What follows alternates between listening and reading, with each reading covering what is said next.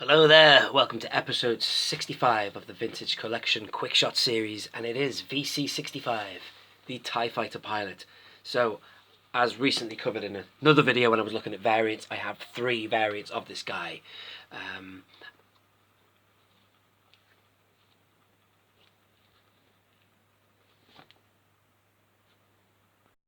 Sorry about that. The reason I paused was because I went onto Facebook just to see about a guy who I want to give someone a shout out now.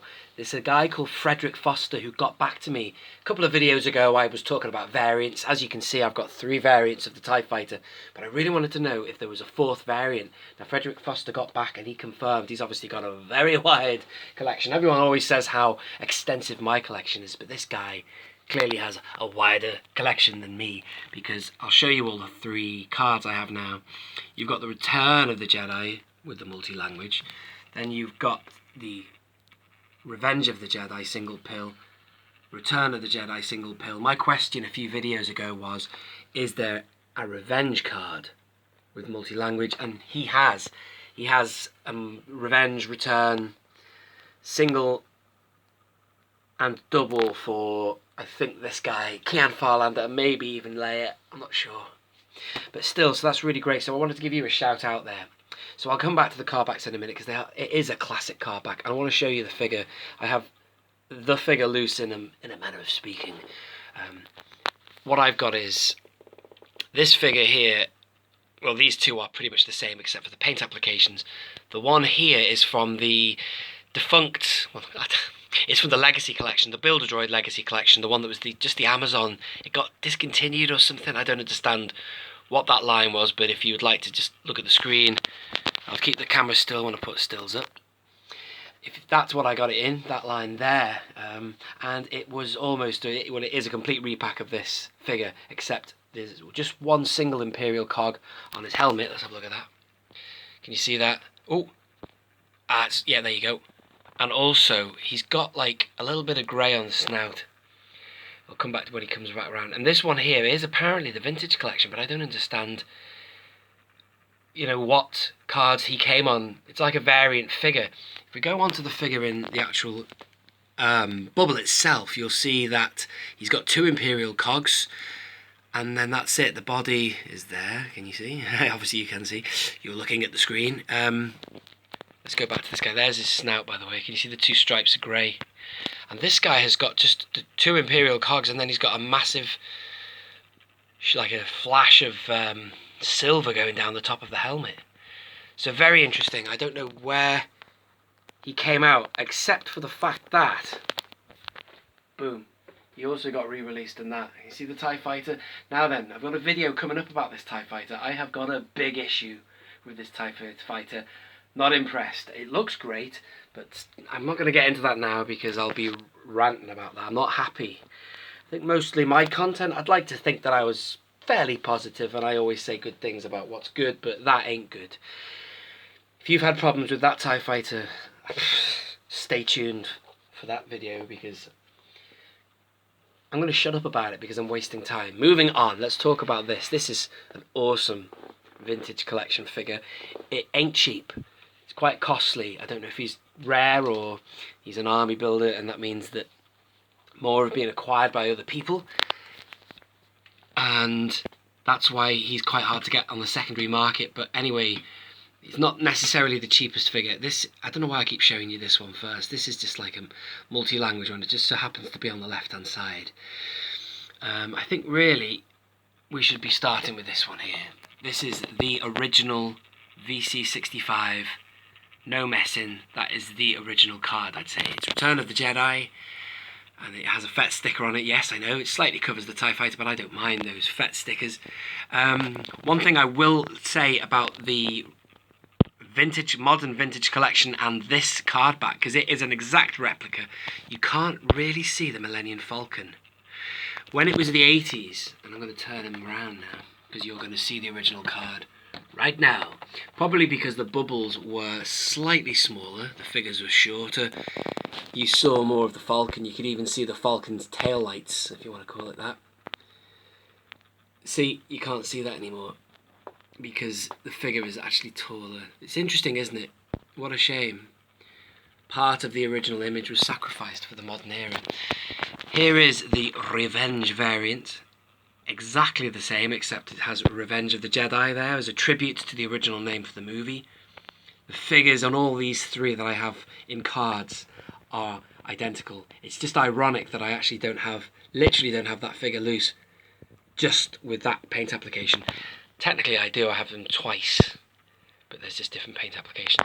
They've been repacks, or one of them was a repack in the Legacy collection, like I said. Let's have a look at the back. There we go. See, the Revenge cards have a different blurb on them. They have that I am a Jedi, and my father before me. And they give you a little bit more of a historical spiel about the Return of the Jedi. You're more than welcome to read that if you can pause the screen. And then finally, all these three cards, I'm proud to say, are unpunched as well. Then we have this one here.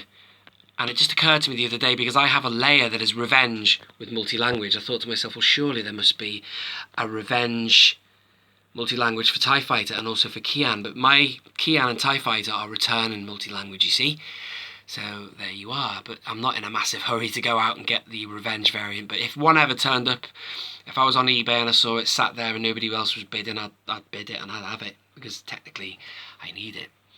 So nothing new to see in terms of the figure there. They're all the same. It's a lovely figure. I don't quite agree, ladies and gentlemen, with the removability of this guy's helmet. I don't like that, because what did Lawrence Kasdan call these guys? He called the fact that Finn removed his helmet, he said that's like the first time that ever happened, because these things are like faceless, what's he call them? Autotrons? I can't remember what he called them. Like, I mean, think about these characters, stormtroopers, going back to George Lucas and his original vision of what the Empire was. If you look at THX 1138, you've got those police officers. They're kind of benign. They've got very neutral faces, like 3PO has a neutral face. No expression. Remain calm. And they're just kind of taking people who are not obeying authority and take them away quietly and calmly. But they've got no face. These guys have no face. I found TIE Fighters and Stormtroopers, particularly TIE Fighters, actually, to be quite sinister, because they've got kind of almost an innocent looking face or something. I don't know, but they certainly don't remove helmets. And if you were to remove the helmets, I've got to do it now, I've gone there now, I've talked about this. If you take the helmet off this guy, you see the face of, people argue, is it Tamura Morrison? Is it Bodhi Taylor? I don't think it should be anybody. Some people argue that the likes of Biggs Darklighter was a human. Let me just move these from the background, excuse me, so we can focus a bit better. People like Biggs Darklighter were apparently recruits in the Imperial Navy. So they could be any old human, but I don't like that. I like the idea that they're either clones or then just nothing. Or they are humans, but we don't want to know what they look like. So with this figure, he has a personality behind there. I like the fact that TIE Fighters don't have any personality. They're almost like robotic. They're not robots, but they have a robotic demeanour because you can't see their face, which makes them scarier. That's why in Alien, they made the Xenomorph. They gave it as little a face as possible to make it scary. That's what he said. Rudy Giger, wanted it to be scarier. If anything, you know what, I can't do Rudy Giger's accent, but that's what he wanted. And there is something sinister about them. Speaking of the faces of these guys and the figures especially, this is a 5 POA. This is the most recent TIE Fighter they've ever released. I hope it shows it because it's very dark. But that is an awesome head sculpt. They kind of nailed the TIE Fighter with this one, which made me want them to bring him out one more time. Sorry about this, ladies and gentlemen. It made me want them, oh God, I'm losing it. It made me want them to bring it out, the figure of the TIE Fighter out one more time. But super articulate that. But look at that facial sculpt, that they've nailed it. But the thing is, I wanted them to bring out the TIE Fighter in the vintage collection. Let me just show, he's gone again. On this card back here, check this out. Boom, or on a card back like that, because the first time TIE Fighters appear in the saga is in the original Star Wars film, correct? But they were one of the figures or characters that never got a figure. The first time they ever got a figure was in The Empire Strikes Back. Now this image here is from Empire Strikes Back, by the way, if you are not familiar. That is definitely the asteroid field chase. It's just a little bit wrecked by it being on a return card, because that ain't a Return of the Jedi image, but that doesn't matter. It's still It still has been released in the 80s on a return badge. But anyway, going back to how it could have been released, it should have been released maybe in the original trilogy on a Star Wars chase. But if they were to put it on a Star Wars chase, it would be nice to see this image of the TIE Fighter, because that's all you ever see, and there is something quite sinister about them. They've got no expression, they've got no emotion, and they're right on your tail. And I felt nervous for those Rebel pilots. I don't know about you. And they all got picked off, except for Wedge, who was very lucky and got out of there. I know it's just a movie, it's not real, but you know what I'm saying. So how about that? But then again, part of me now struggling for wall space doesn't really...